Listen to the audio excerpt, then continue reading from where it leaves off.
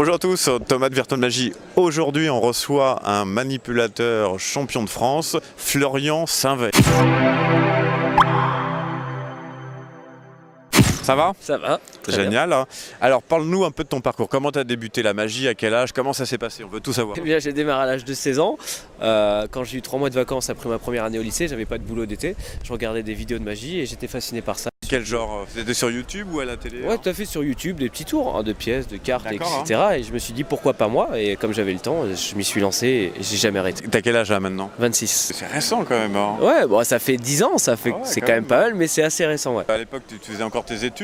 T'es devenu magicien semi-pro, pro. Comment ça s'est passé ? Alors, je suis passé d'amateur à pro directement grâce à l'émission Incroyable Talent parce qu'elle est très regardée par les agences et j'ai eu la chance d'aller jusqu'en finale. Dans quelle année ?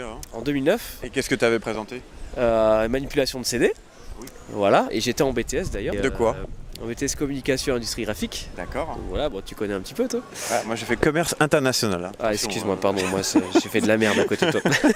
Du coup, j'étais en BTS, donc j'ai fait Incroyable Talent et suite à ça j'ai eu énormément de demandes de spectacles par les agences et je pouvais pas faire à fond les études et la magie et j'ai eu la chance que mes parents me laissent le choix et du coup j'ai choisi la magie. Et aujourd'hui j'ai des spectacles toutes les semaines, tout le temps, partout, France, Europe. T'oublies de nous préciser, t'as eu quelques prix quand même. Hein. J'ai eu des prix dans des festivals en France, il y a eu les Cadors du cabaret, il y a eu Talent de scène, il y a eu des choses comme ça.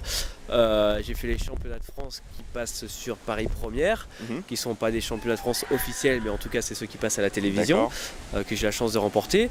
Ensuite j'ai remporté les championnats de France FFAP de la fédération, qui sont les championnats de France officiels, quelques années après. D'accord. Et ensuite il y a eu les championnats d'Europe en 2000. C'était à quel endroit ? En fait, c'était une croisière. Ah oui, c'était la fameuse croisière. La fameuse croisière où personne n'est allé, c'est pour ça que j'ai gagné. Le magicien qui est passé devant moi, c'est celui qui est devenu champion du monde après, qui est Hector Mancha. Ah oui, quand même. Qui avait largement mérité sa première place. Tu fais que de la scène, tu continues avec tes numéros de manipulation, j'imagine tu fais aussi du close-up. Je fais aussi du close-up parce qu'il faut savoir pour vivre de la magie, enfin tu le sais, il faut pouvoir répondre à toutes les types de demandes, donc je fais aussi pas mal de close-up, mais on va dire mon cœur balance plus vers la scène quand je pratique que vers le close-up. Tu fabriques aussi quelques tours, notamment sur Virtual. On avait proposé, reviens là tout de suite, un bon plan de non-bunk qui est quand même un très bon tour. Moi je l'ai toujours dans mon portefeuille. Tu as eu d'autres créations comme ça, d'autres choses que tu as commercialisées ? J'en ai eu un premier qui s'appelle Monnayeur, qui est une apparition de billets destinée à la scène. Et j'ai eu un deuxième donc, qui est No Bank. Et donc une fois que tout le monde avait bien vu que c'était de la merde, là j'ai arrêté d'en vendre. C'est pas vrai. Non, c'est juste que j'ai été très tenté par la commercialisation de tours, mais le côté fabrication, enfermé dans un bureau à fabriquer la même chose. Ça prend beaucoup de temps. Voilà, et je suis vraiment quelqu'un du terrain et qui a besoin d'être sur scène, de pratiquer devant le public. Et la fabrication pour la vente, finalement, voilà, c'est pas là où je prends du plaisir. Quels sont tes projets à venir ? Il y a des galas internationaux dans divers pays d'Europe. Il y a le spectacle Illusionniste. Je joue à Washington aux États-Unis. On est 2 équipes. La classe. Hein. Voilà, il y a Kevin James, il y a Adam Trent, il y en a plein. Arrête de frimer là.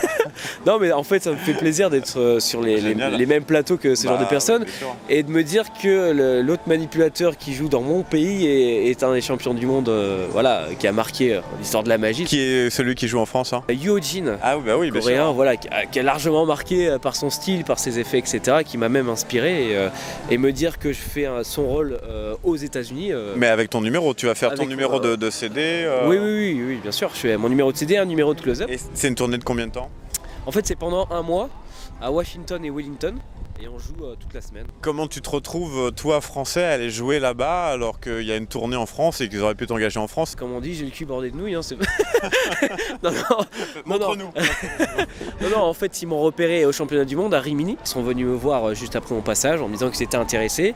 1 an après, je suis retourné les voir à Paris. Ils se sont déplacés pour faire une sorte de casting. Donc ils ont revu mon numéro avec le producteur, avec toute l'équipe.